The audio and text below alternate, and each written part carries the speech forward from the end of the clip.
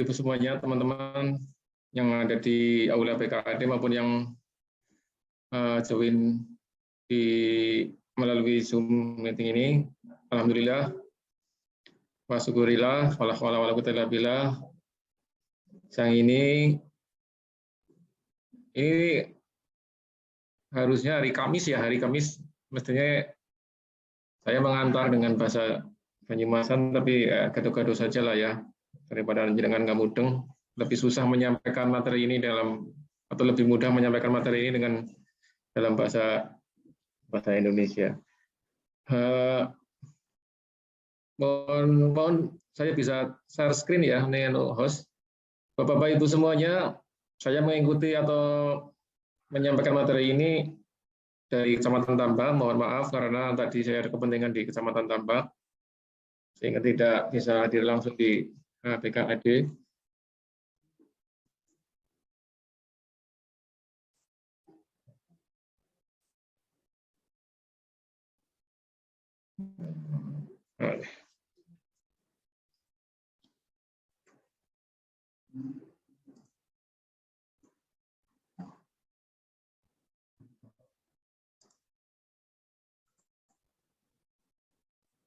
Nah, jadi tadi saya tidak akan mengulang apa yang tadi disampaikan oleh Kapitaset, yang nanti beberapa penekanan atau beberapa penjelasan tambahan yang mudah-mudahan sifatnya bukan koreksi, tapi hanya untuk menambah penjelasan supaya nanti kita sama-sama punya pemahaman yang kurang lebih sama. Bapak Ibu semuanya, jadi saya mulai dari satu pertanyaan penting ya. Yang pertama adalah apakah selama ini kita bicara mengenai belanja modal, belanja pemeliharaan, sebetulnya apakah pentingnya gitu ya kita membedakan belanja modal dan belanja pemeliharaan, toh semuanya juga sama karena sama-sama uangnya sudah dikeluarkan, SPG-nya sudah lengkap dan seterusnya dan seterusnya. Itu apakah yang pertama.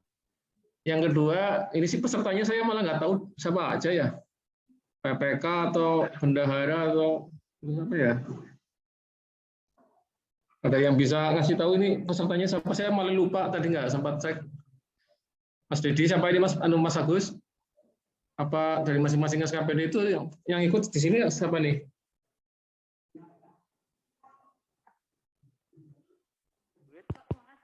Ini keuangan sama umum ini. Ya, ini mungkin tiap SKPD akan bervariasi tergantung penugasan dari pimpinan. Pokoknya keuangan lah ya, keuangan. Ya, kita anggap keuangan dan umum lah gitu. Ya, jadi tadi saya ulang, apakah pertama adalah apakah pentingnya, apakah sedemikian pentingnya sehingga kita harus berbicara mengenai apa itu belanja pemeliharaan, apa itu belanja modal. Kemudian yang kedua nih, apakah mulai hari ini TPP bisa cair atau tidak, itu juga penting gitu ya. Karena kemarin saya harus meralat, menjelaskan ulang tentang yang kemarin mungkin ramai di beberapa grup WA mengenai TPP, karena sampai-sampai beliau Pak Asisten, Pak kita sampai berkepentingan untuk minta penjelasan. Jadi mudah-mudahan TPP bulan ini tetap bisa dibayarkan, karena tadi sudah ada diskusi dari Pak Bupati bahwa TPP yang dibayarkan bulan Juli ini bisa diproses sesuai ketentuan, dan ketentuannya adalah memang harus dibayarkan paling lambat tanggal 20, tapi karena tanggal 20 besok adalah hari Lebaran Idul Adha, maka paling lambat adalah tanggal 21. Itu mudah-mudahan, karena kabarnya tadi disponnya demikian, saya belum lihat dokumennya, jadi harapan besarnya adalah bulan ini tetap bisa dibayarkan. Nah, terkait dengan apakah ini yang nanti kita coba ulas, apakah sedemikian pentingnya kita bicara mengenai belanja modal, belanja dan seterusnya. Itu juga terkait dengan mengapa kita harus bicara itu terus setiap tahun ya.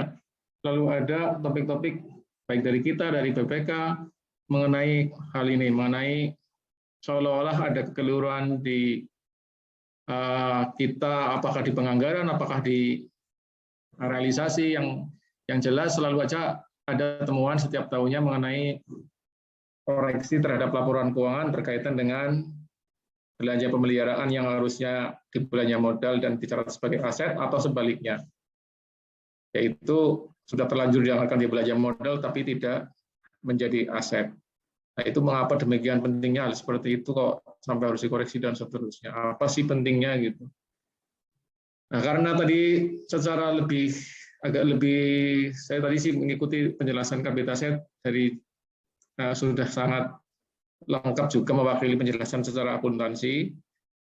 Jadi saya mencoba memberikan yang lebih konseptual, lebih filosofi yang mengenai hal tersebut untuk menjawab dua pertanyaan tadi, apakah dan mengapa tadi. Jadi gini Bapak-Bapak Ibu semuanya, kita kalau bicara akuntansi adalah output akhirnya adalah laporan, dan laporan itu adalah isinya adalah informasi gitu ya. Karena itu isinya informasi ini untuk apa sih informasi-informasi yang dihasilkan baik dalam laporan keuangan maupun dalam proses-proses menuju laporan keuangan tersebut. Jadi informasi itu digunakan untuk salah satu hal yang penting adalah pengambilan keputusan itu. Contohnya kita menerbitkan laporan keuangan pemerintah daerah setiap tahun, salah satu fungsinya gunanya adalah untuk memutuskan yang paling jelas nih ya, yang paling jelas digunakan setiap tahun adalah berapa silpa yang akan dianggarkan di tahun berikutnya. Itu kan tergantung di dalam laporan keuangan. Kemudian karena laporan keuangan itu isinya adalah informasi yang akan digunakan untuk pengambilan keputusan, maka kita kepenginnya menyajikan informasi itu selengkap-lengkapnya, seutuh-utuhnya ya.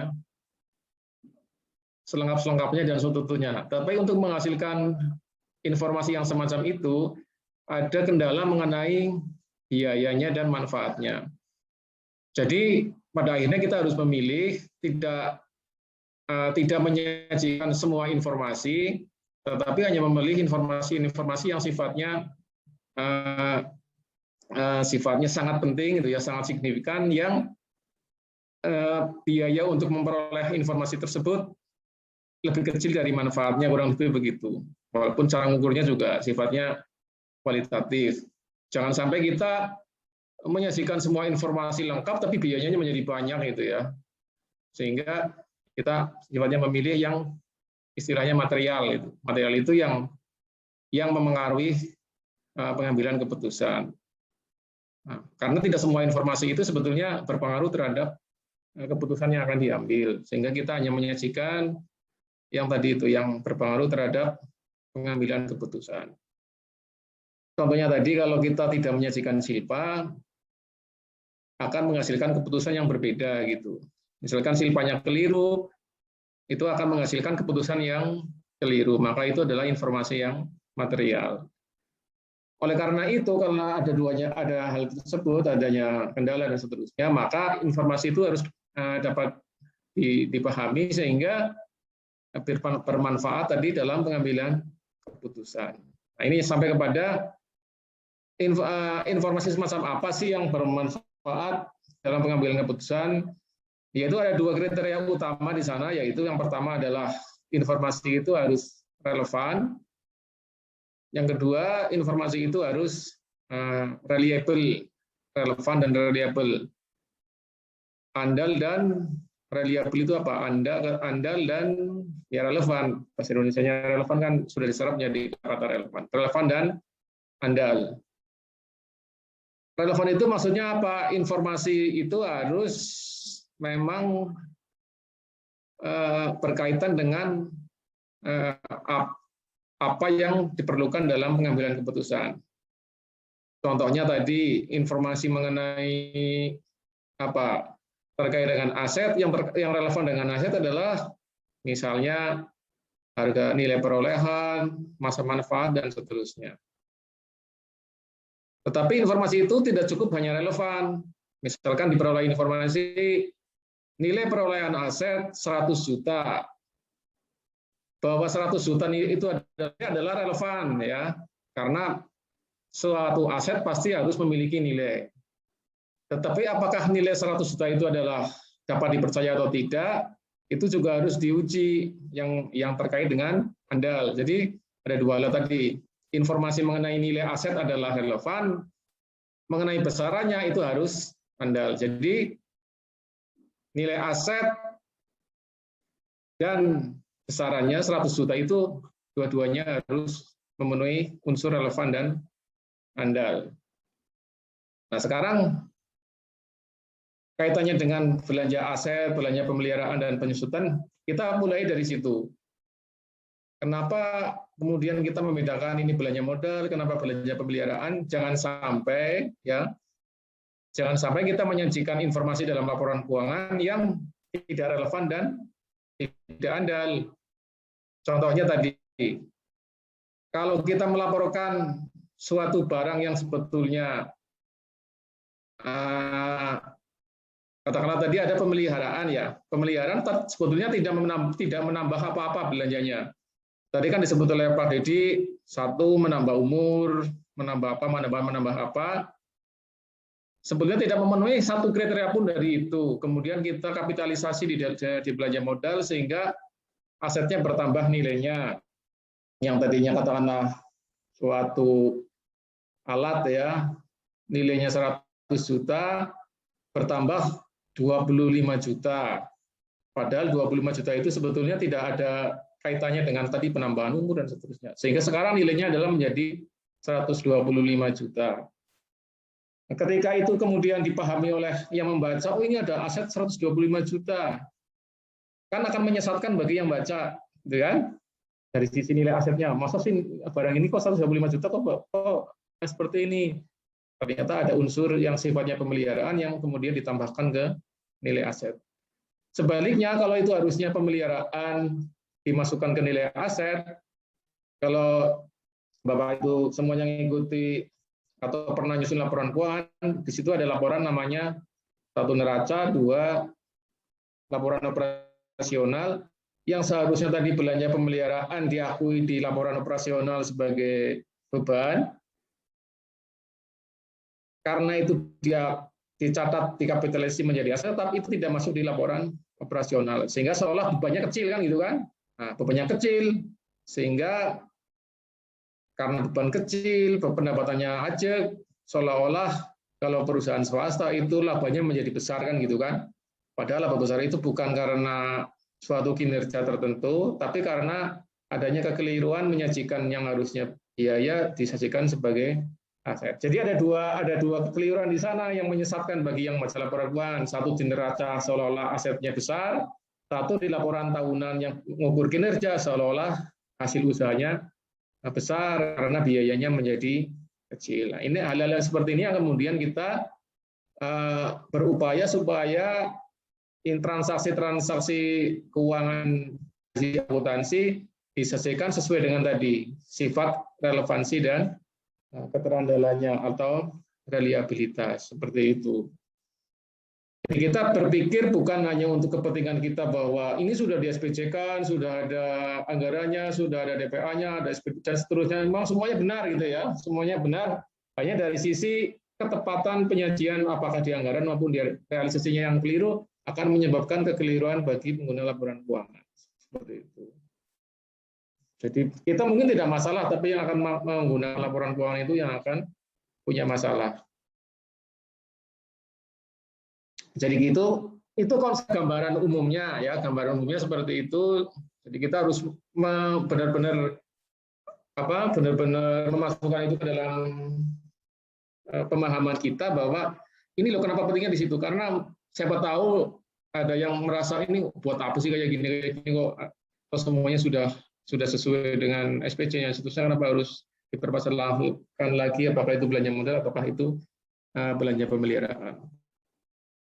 Itu yang pokoknya. Yang kemudian, nah dalam rangka tadi menyajikan informasi yang relevan dan reliable tadi itu, kita akuntansi punya sebuah konsep bahwa ini agak jauh juga, bahwa entitas kita itu sebenarnya entitas yang inginnya adalah tidak pernah bubar gitu ya, tidak pernah bubar.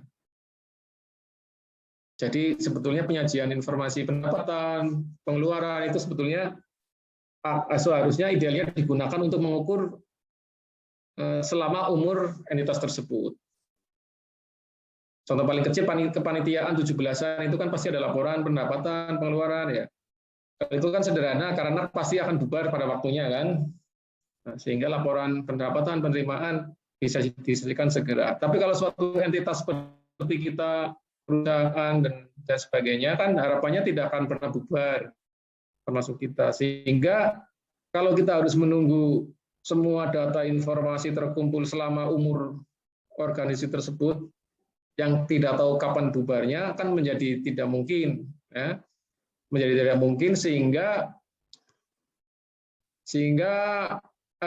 padahal kita membutuhkan informasi untuk menilai dan mengevaluasi kinerja ataukah mengenai posisi keuangan kita pada saat tertentu. Oleh karena itu dari perspektif yang jangka panjang tadi yang entah berapa tahun kita akan menyajikan informasi tersebut, kita potong-potong menjadi segmen bagian-bagian periode yang kemudian kita kenal sebagai periodisitas, di mana di situ disajikan laporan keuangan setiap tahun. Ya.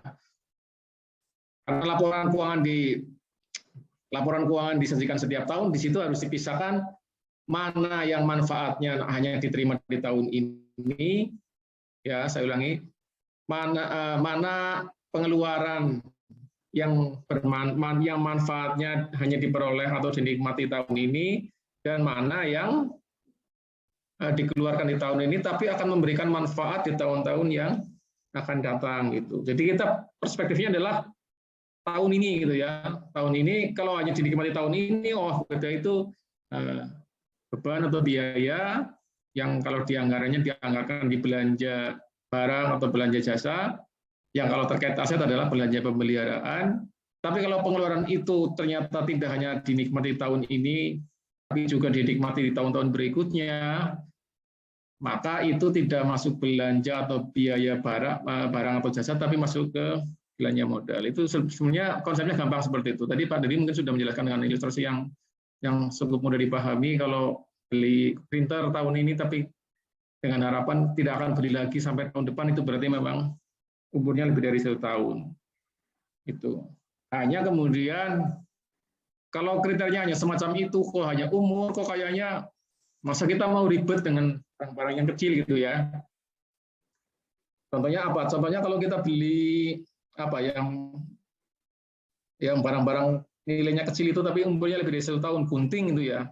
Gunting itu kan kalau kita mau berdebatkan, gunting itu bisa umurnya 1 tahun atau lebih loh ya, tidak hanya umur 6 bulanan.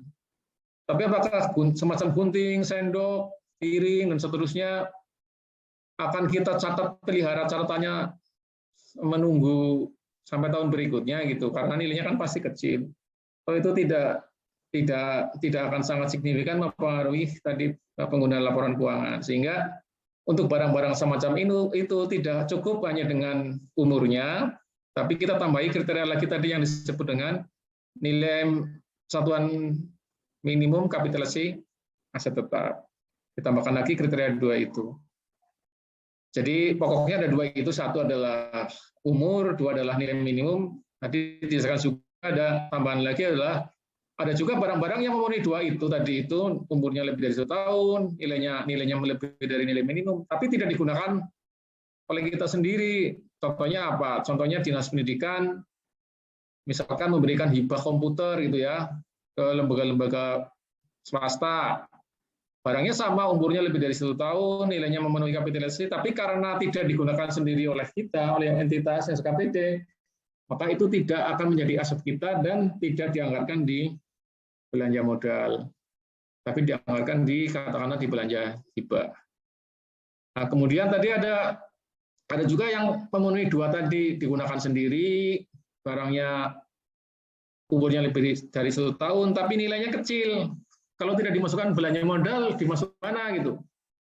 Sebelum penerapan SIBD sih kita gampang dulu ya. Kita punya rekening atau akun belanja barang ekstra akuntabel kalau tidak salah.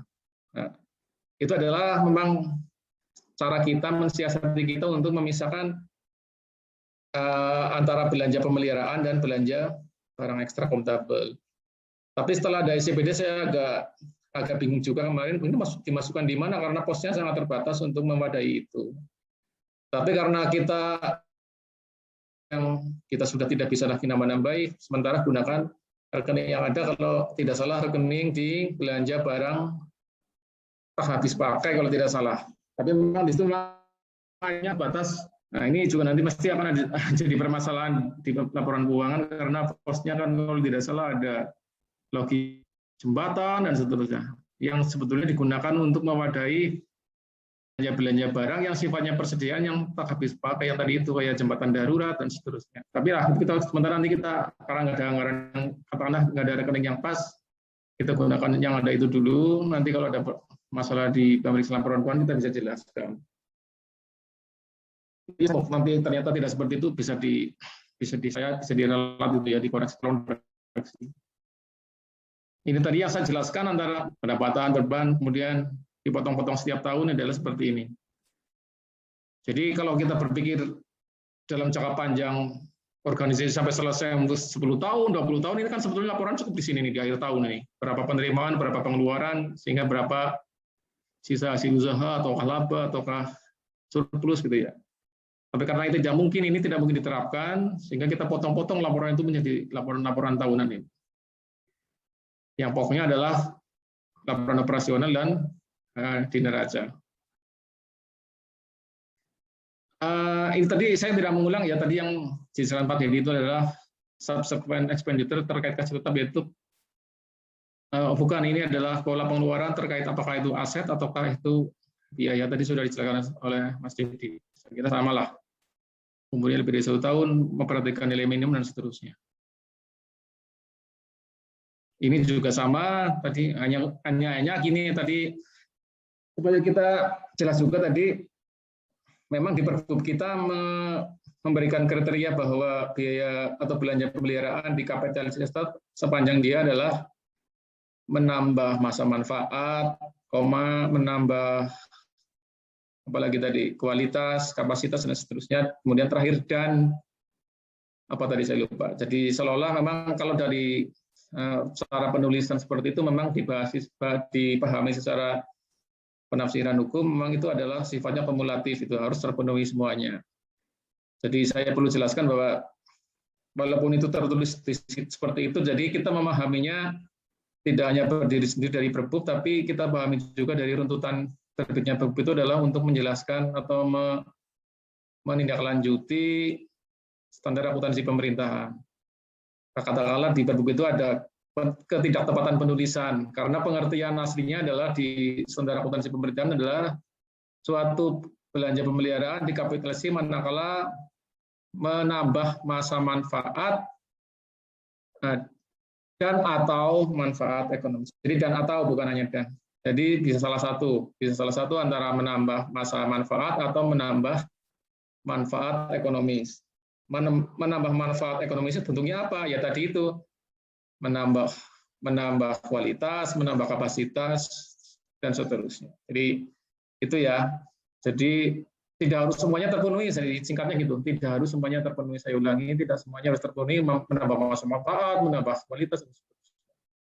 Karena tidak mungkin itu bisa akan sangat sulit menemukan yang semacam itu untuk pada kenyataannya. Yang pemeliharaan yang menambah masa manfaat, menambah kualitas, menambah kapasitas, dan seterusnya akan sangat sulit, dan itu tidak memenuhi tujuannya, karena tujuannya adalah supaya pengeluaran-pengeluaran yang dampaknya di masa mendatang itu supaya dikapitalisasi. Itu singkatnya sebenarnya seperti itu.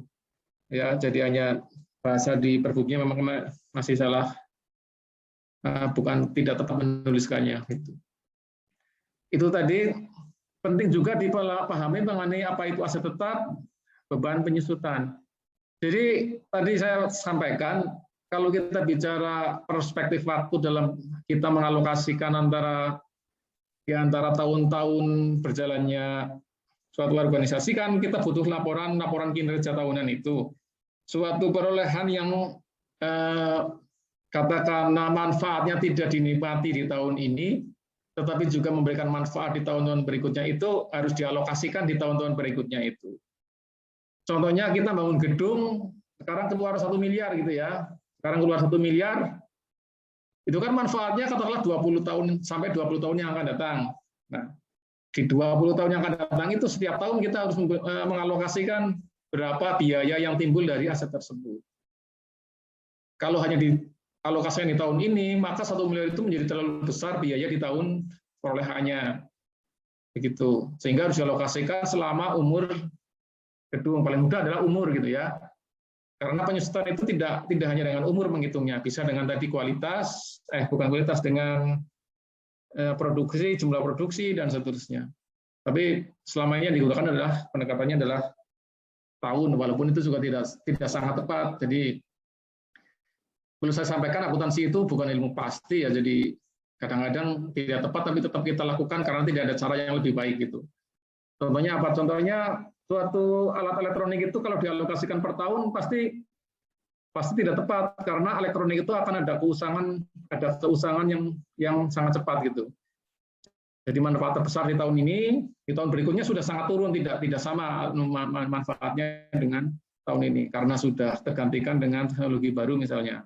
Sehingga harusnya alokasinya bukan tahunan, alokasinya adalah yaitu seberapa banyak memberikan manfaat di tahun ini, tahun berikutnya, dan seterusnya, yang pasti akan menurun, saldonya akan menurun. Tapi karena tidak ada cara yang lebih baik, okelah kita pakai yang ada, yaitu adalah pendekatannya adalah umur ekonomis tahunan itu.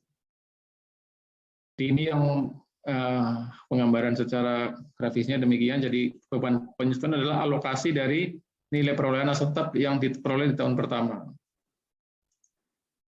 Ini tadi sudah ya, jadi saya tidak ulangi. Dan seterusnya.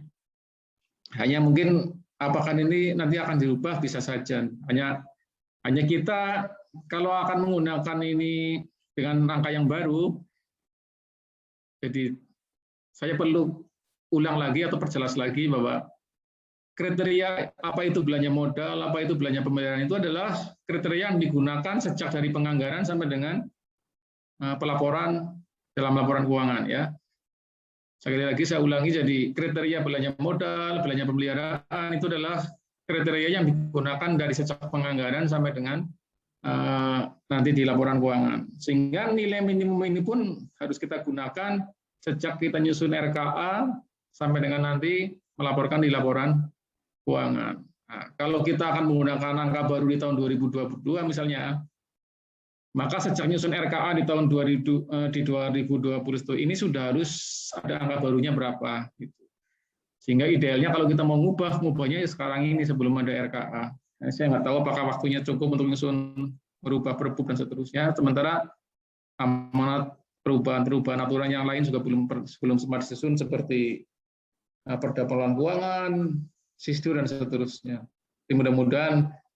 Tapi kalaupun tetap pakai ini juga nggak ada masalah, atau ini juga sudah kita atur dalam peraturan Bupati. Oke. Ini sama tadi ya, kurang lebih seperti itu.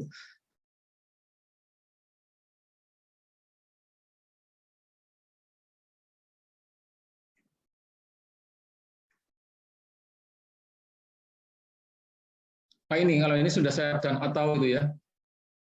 Dan atau tidak menambah dan memperpanjang manfaat dan atau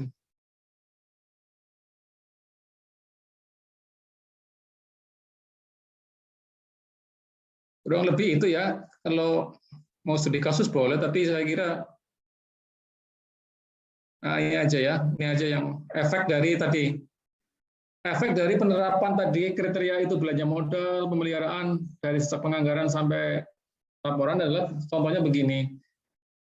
Kalau kita punya belanja modal di anggaran 750.000 katakanlah itu alat mesin ya. Kemudian realisasinya ternyata kita dapat printer yang harganya lebih murah 600.000. Di dalam laporan realisasi anggaran itu mau nggak mau tetap diakui di belanja modal karena anggarannya di belanja modal. Nanti di laporan operasional itu tidak akan disajikan sebagai beban, karena itu akan diakui sebagai aset tetap di neraca. Ini normal, yang warna kuning ini normal. Normal dalam arti sesuai kriteria kaidah-kaidah yang tadi berlaku untuk penganggaran modal, realisasi, dan seterusnya. Yang seperti ini nanti akan dicatat di Simbada IKP ya, kalau tidak salah ini kalau alat ya. Nah, yang di bawahnya ini hijau, kita sama-sama punya belanja modal di anggaran 750.000 untuk alat. Tetapi realisasinya nanti kita dapat yang alatnya nilainya 400.000. Itu mungkin terjadi kan? Dan saya kira saya sudah menemukan banyak juga ya begini. Karena saya juga ngecek kan, lihat bukan ngecek. Yang seperti ini pun LRA-nya tetap diakui sebagai belanja modal karena kita harus ingat bahwa yang namanya realisasi SPJ itu pasti mengikuti anggarannya. Sehingga di LRA-nya kita akui sebagai belanja modal. Tetapi bedanya adalah kalau yang tadi di atas yang kuning itu, kalau belanja modalnya 750.000, realisasinya 1.000, di LO-nya tidak akan ada pengakuan beban ya. Karena sekali lagi itu diakui sebagai memenuhi kriteria aset tetap. Tapi yang hijau di bawah ini, yang baris kedua ini, itu tidak, printer itu, katakanlah printer barangnya, tidak akan diakui sebagai aset tetap. Karena kita punya nilai minimum tadi, alat mesin adalah 500.000, sehingga itu tidak akan diakui di neraca sebagai aset tetap. Kalau itu diakui sebagai apa? Nah, kita akui sebagai biaya atau beban. Jadi kita sekarang harus punya konsep, satu adalah aset tetap itu adalah harta gitu ya. Beban itu adalah ya biaya-biaya yang kita keluarkan. Nah, selanjutnya tadi kalau walaupun barangnya tidak diakui sebagai aset tetap di neraca, tetapi kan barangnya ada. Itu sesuai kaidah penata usaha nasihat tetap harus dipelihara catatannya, ditata usahakan itu tetap masuk di Simbada Mas di KIP-nya. Nah, ini yang baris ketiga, kita punya belanja pemeliharaan anggarannya ya. Tetapi ternyata ya entah karena kita tidak sempat mengkoreksi anggaran, kemudian juga tidak sempat memverifikasi terkait dengan pengeluaran belanjanya. Dari belanja pemeliharaan yang tadi di anggaran tadi ternyata terlanjur digunakan untuk membeli barang baru. Ini kan mungkin terjadi kan? Ya katakanlah nggak sering tapi ada lah itu kalau terjadi, kalaulah terjadi seperti itu. Dan barangnya memenuhi nilai minimum kapitalisasi kan gitu kan. Dan masa manfaatnya lebih dari 1 tahun. Nanti di LRA-nya di mana? Sekali lagi LRA itu mengikuti anggarannya. Jadi tidak ada yang namanya koreksi reklas ya. Tidak ada yang namanya reklas belanja barang menjadi belanja modal di realisasi. Realisasi harus mengikuti belanjanya karena tidak akan ada realisasi kalau tidak ada anggarannya gitu. Jadi pengeluaran yang nanti di anggarannya belanja pemeliharaan di LRA-nya akan diakui, di SPJ-kan di belanja barang. Tetapi karena dia menjadi aset tetap, memenuhi kriteria aset tetap, maka dia mau tidak mau harus diakui sebagai aset tetap di neraca gitu. Karena kaidahnya adalah akuntansi salah satunya adalah substansi mengungguli bentuk, istilahnya gitu. Kalau orang akuntansi bilangnya substance over form gitu ya. Substansi mengungguli bentuk maksudnya apa? Pokoknya yang penting kan substansinya. Substansinya apa? Substansinya adalah aset tetap walaupun dia berasal dari belanja barang. Kan umumnya aset tetap itu dari belanja modal kan. Tapi ini kok ada aset tetap tadi berasal dari belanja pemeliharaan. Maka mau tidak mau kita mendahulukan substansi adalah aset tetap, kita catat di neraca itu. Tidak dicatat sebagai beban di laporan operasional. Baris ketiga ini yang dan baris 2 dan baris 3 ini yang selalu di tiap tahun adalah selalu menjadi proses yang paling rumit gitu ya, yang harus memerlukan analisa dan seterusnya dari bidang aset dan bidang akuntansi mengenai reklas ini. Reklas dari aset tetap dari belanja modal menjadi beban atau sebaliknya. Reklas dari beban yang berasal dari belanja barang menjadi aset tetap. Ini tujuan BPK adalah salah satunya adalah supaya 2 baris ini kalau tidak ada mungkin tidak mungkin lah, ini bukan dunia hitam putih dunia ilmu pasti akan terjadi, tapi jangan terlalu banyak dan itu memerlukan upaya dari sejak penganggaran sudah sesuai dengan kriteria yang tadi disampaikan, yaitu apa itu yang masuk belanja modal, apa yang masuk belanja pemeliharaan. Walaupun mungkin bagi Bapak Ibu semuanya agak sulit juga, misalkan untuk hal-hal yang sifatnya khusus ini masuk pemeliharaan atau modal ya gitu kan. Tapi kaidah secara umumnya kan ya kalau beli tinta kan tahu ya itu pasti bukan modal ya. Kalau ngecat itu bukan modal. Kalau nggak di keramik dengan keramik yang kurang lebih sama bukan modal yang gitu. Saya tidak ingat apakah dulu pernah ada, kalau nggak salah pernah ada edaran mengenai contoh-contoh mana yang dikapitalisasi, mana kalau nggak salah di tahun berapa saya agak lupa ya. Pernah juga memberikan contoh mengenai misalkan penggantian genteng digantikan genteng itu masuk modal atau pemeliharaan, itu kayaknya kalau itu diperlukan tolong Mas Redi bisa dibikinkan itu atau dari supaya memandu kita secara umum. Nah, ada hal-hal yang khusus yang di luar itu bisa dikonsultasikan, dikoordinasikan dengan BKAD gitu, supaya nantinya pada saat pelaporan sudah tidak ada masalah lagi, karena sejak dari penganggaran itu memang sudah dipetakan memenuhi kriteria secara akuntansi dan secara kaidah pengelolaan barang. Yang keempat itu adalah kuning ini adalah kaidah-kaidah hal yang normal sama halnya dengan yang di baris pertama yang sama-sama normal. Seharusnya belanja barangnya pemeliharaan ya digunakan untuk pemeliharaan, nanti di LLA masuk belanja barang, di LO-nya masuk beban tidak ada pengakuan aset. Jadi kita ingin mewujudkan yang kuning-kuning ini supaya ya itu tadi harapannya di laporan keuangan sudah sesuai dengan kriteria. Walaupun sekali lagi saya sampaikan itu saya merasa tidak mungkin sampai nol tidak ada koreksi semacam itu, karena pengalaman kita nyusun laporan keuangan tuh hampir tidak berubah gitu polanya, selalu saja ada dan tidak berkurang juga proporsi yang reklas dan seterusnya. Di samping karena memang kita tidak tepat juga di penganggaran dan di realisasi, itu juga timbul juga karena adanya persepsi juga dari pemeriksa dalam ini BPK untuk menganggap oh ini harusnya pemeliharaan, ini harusnya dikapitalisasi dan seterusnya. Dan kita yang kalau kita sudah BPK kita tidak mau berpusing-pusing gitu, ya sudahlah manut saja gitu, karena daripada kita sudah menjelaskan tapi kok tidak bisa diterima ya sudah kita ngikut saja gitu kan. Tapi saya ingatkan yang tadi ditandai bintang tadi yang salah-salah di belanja barang menjadi pembeli aset baru, seharusnya kalau Bapak Ibu mendapati semacam ini coba lagi ngecek DPA dan seterusnya, kalau menemukan semacam ini seyogianya sebaiknya lakukan perubahan dulu di anggarannya gitu. Misalkan kita sudah menganggarkan belanja pemeliharaan atau belanja barang lainnya ya, tidak hanya pemeliharaan. Apa salah gitu ya? Dianggap salah, ini kok nggak pas? Tidak pas, jangan paksakan untuk direalisasikan dulu. Karena ada mekanisme yang sebetulnya mempermudah perubahan-perubahan uraian di RKA maupun di DPA. Jadi jangan dipaksakan, uraian yang ada digunakan seapa adanya.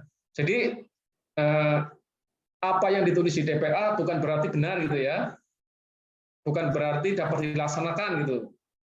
Jadi apa yang ada di DPA bukan berarti dapat dilaksanakan sepenuhnya. Apa yang ada di DPA dapat dilaksanakan sepanjang itu benar gitu kan.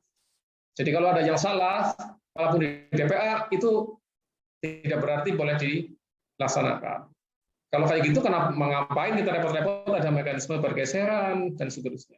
Sehingga seharusnya kalau ada yang keliru semacam itu lakukan dulu perubahan, pergeseran dan seterusnya baru dilakukan realisasi. Kemudian yang kedua itu ya tadi belanja barang sudah direalisasikan. Yang saya beri tentang bintang 2 itu. Kemudian diakui sebagai aset tetap ini juga seharusnya ada konsekuensi kalau sudah dibelanja. Satu, PPK tidak menerima SPJ itu gitu. Ini tidak pas, ini salah, walaupun sudah dibelanjakan ditolak gitu kan. Itu kan sekarang tugasnya PPK bukan tugasnya saya selaku kuasa PUD di PKAD kan gitu kan.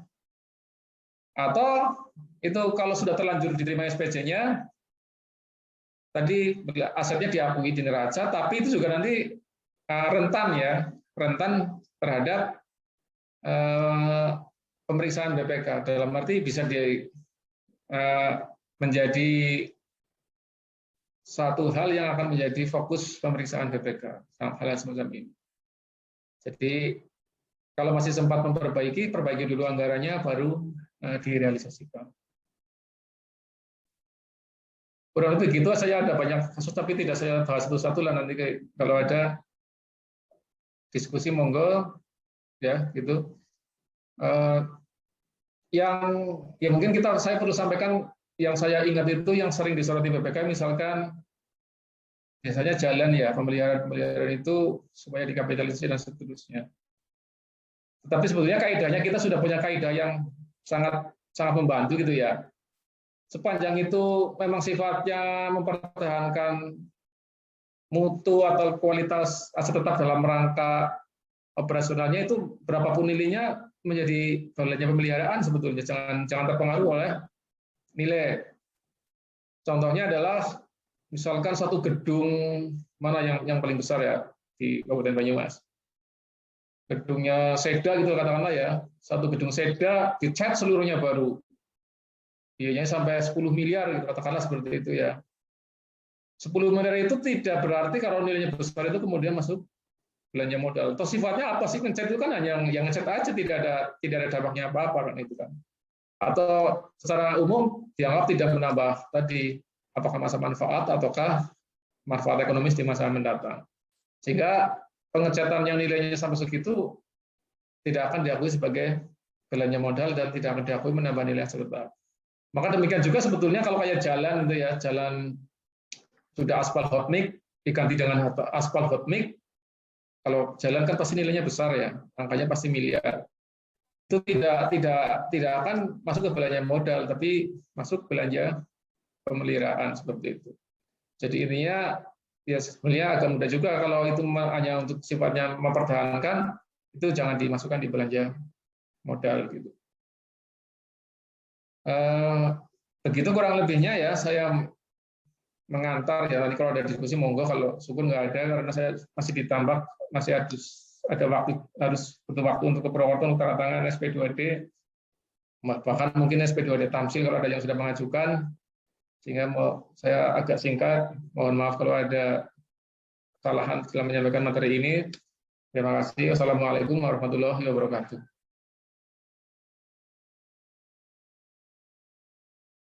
Terima kasih kepada Bapak Bawuk yang telah menyampaikan materi terkait kapitalisasi belanja pemeliharaan. Untuk selanjutnya sesi diskusi, barangkali dari Bapak Ibu yang ingin menyampaikan pertanyaan dipersilakan, sebutkan nama dari SKPD mana. Monggo, barangkali ada pertanyaan. Oke.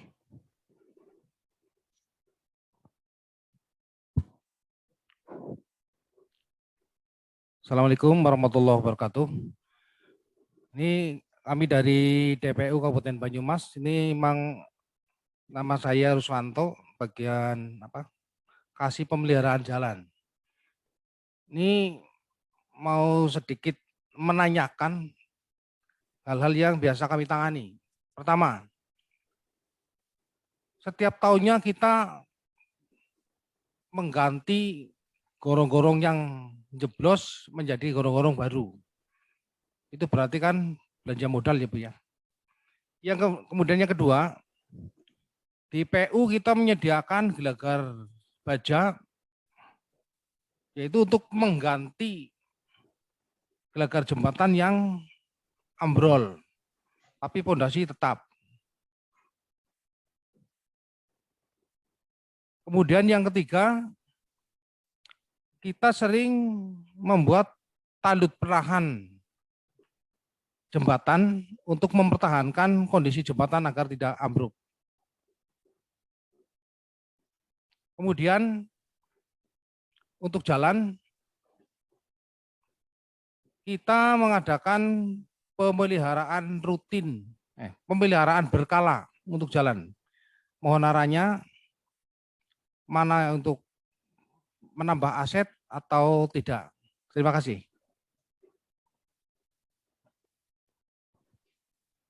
Ya, dari DPU mungkin ada yang lain? Dari SKPD lain, monggo dipersilakan. Atau yang di SKPD yang mengikuti Zoom,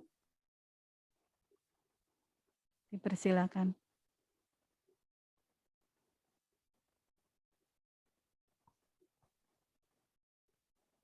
Ya, mungkin satu dulu, mungkin dari Bapak Bawuk bisa menjawab dari pertanyaan dari DPU, Pak.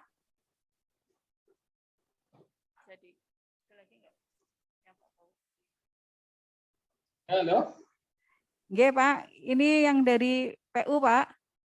Pak Dedi masih ada nggak, Mas Pak Dedi Asep? Tadi kalau nggak salah sekitar dia menjelaskan mengenai struktur atap dan seterusnya, itu kan mungkin kurang lebih analog dengan itu. Kalau gelagar itu struktur ya, gelagar apa dari jembatan. Nggih. Jadi satu untuk yang mengganti gorong-gorong, penggantian gorong-gorong yang baru nilainya berapa, Pak? Terus untuk yang gelagar, terus talut sama pemeliharaan jalan berkala, Pak. Nah, ini Ya kalau pemeliharaan jalan berkala tadi kan sekilas saya menyampaikan, misalkan aspal yang hanya di apa bentuknya apa itu, misalkan hanya supaya tidak licin dan seterusnya, itu kan pasti pemeliharaan kan. Oke. Ya, kalau jalan itu jelas lah lebih mudah kalau jalan itu lebih mudah. Oke. Kalau talut jembatan kan tadinya belum ada talut kan. Belum ada ya? Belum ada talut. Oh, untuk kekuatan talut, Pak. Penambahan penguatan talut. Penambahan talut. Ya, talut jembatan. Penambahan talut jembatan. Nah, ini yang tadi saya sebut akuntansi kadang-kadang agak susah juga ya, tidak sangat jelas lah. Nanti supaya jelas itu maksudnya dalam arti ada satu hal yang sifatnya pasti. Dari jenengan bisa saja kirim surat, nanti kita bahas bareng-bareng, nanti kita keluarkan dalam bentuk misalkan edaran, surat dan seterusnya. Jadi kan lebih mudah kan, kayak gitu. Karena kalau menurut saya kayak gini, menurut Pak Dedi kayak gini kan jadi agak susah juga. Walaupun saya bisa menganalisa secara umum dari pengertian akuntansi, tapi kan belum tentu juga pendapat orang lain sama dengan saya gitu kan. Sehingga kalau yang seperti itu yang memang agak tidak bisa diputuskan sendiri oleh SKPD dan baik saya jabatan, baiknya jangan kirim surat, nanti kita bahas. Toh itu hanya untuk perkiraan model atau bukan gitu kan, itu kan menjadi lebih jelas gitu. Oke, termasuk kalau perlu jangan satu-satu, kalau perlu agak banyak, jadi nanti kita berikan dalam bentuk edaran mana yang contoh pemeliharaan, mana yang model gitu kan, termasuk yang tadi. Oke. Itu ya Mas ya. Ya, termasuk gorong-gorong sama gelagar baja tadi ya Pak. Iya, sekalian aja. Oke. Kalau gorong-gorong diganti gorong-gorong kan sifatnya hanya penggantian biasa kan, yes, pemeliharaan. Tapi kan untuk pastinya coba nanti ya bikin surat aja, nanti saya niatnya bikin edaran untuk memperjelas contoh-contoh mana belanja barang atau pemeliharaan, mana belanja modal gitu. Mungkin perlu spesifik lagi nih Pak. Ya, mungkin lebih spesifik, mungkin dari nilai untuk pemeliharannya sendiri berapa nanti yang 20 juta, oke. Oke, jadi ya mungkin kita analisis lagi nanti. Ya, begitu kayak Pak Pahuk ya. Nanti dari 4 ya mungkin memang lebih spesifik untuk dianalisa lagi, terutama untuk nilai dari pemeliharaan ini sendiri. Iya begitu. Nggih. Secara rutin ini memang sering dilaksanakan oleh PU, Pak. Soalnya kalau ya itu kita juga sering berbeda pendapat dengan BPK kan. Kita nganggapnya itu pemeliharaan, BPK maunya modal, tapi kan sudah terlanjur realisasi ya. Tapi nanti kalau kita punya sedikit petunjuk tertulis apakah dalam pedoman RKA, apakah dalam bentuk yang lain, kan BPK juga masih akan memahami, oh ya ini kayak gitu kan. Jadi BPK harapannya BPK akan mengikuti kita gitu. Oh. Nggih, Pak. Terima kasih. Sudah cukup? Nggih, Pak, cukup. Mungkin dari SKPD lain monggo kalau masih ada pertanyaan lagi.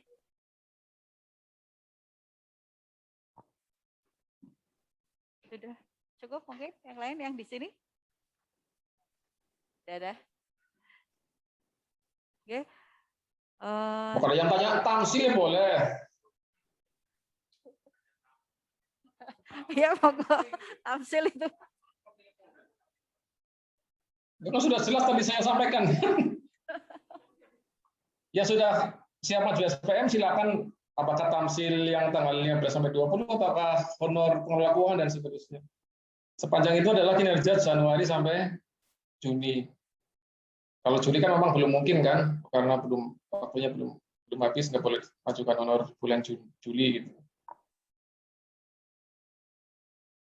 Itu Bu. Oke Pak, karena ini mungkin sudah tidak ada pertanyaan lagi Pak dari SKPD, mungkin saya cukupkan sekian saja untuk pertemuan pada siang hari ini terkait dengan sosialisasi klasifikasi belanja pemeliharaan. Mudah-mudahan semua SKPD bisa mengikuti acara pada. Oh, ini kok kecamatan nggak semuanya apa ya? Dalam Pak? Oh, kecamatan nggak semuanya? Ya semuanya Pak, semuanya kita undang semua SKPD. Ini kok saya ditambah malah nggak ada yang ikut. Surat kita ke ini Pak, sudah kita sampaikan di forum Pak, forum keuangan kita sampaikan ya kemarin pas 2 hari yang lalu. Kemarin Iya. saya share mungkin beberapa. Ini ada rekamannya Mbok ada yang minta ya tinggal dikasih gitunya. Pak, nanti kita cek SKPD yang mungkin tidak bisa mengikuti acara pada siang hari ini. Demikian acara pada siang hari ini. Terima kasih kepada para narasumber, Bapak Edi, Bapak Bawuk, dan Pak Agus Nur. Kemudian terima kasih kepada SKPD yang telah mengikuti acara sosialisasi hari ini. Mudah-mudahan bermanfaat, dan apabila masih ada yang ingin ditanyakan bisa secara tertulis kepada kami, nanti kami sampaikan kepada para narasumber. Demikian Ibu dan Bapak sekalian, terima kasih atas perhatiannya. Mohon maaf apabila banyak kesalahan dalam kami menyelenggarakan sosialisasi ini. Terima kasih. Wassalamualaikum warahmatullahi wabarakatuh. Waalaikumsalam.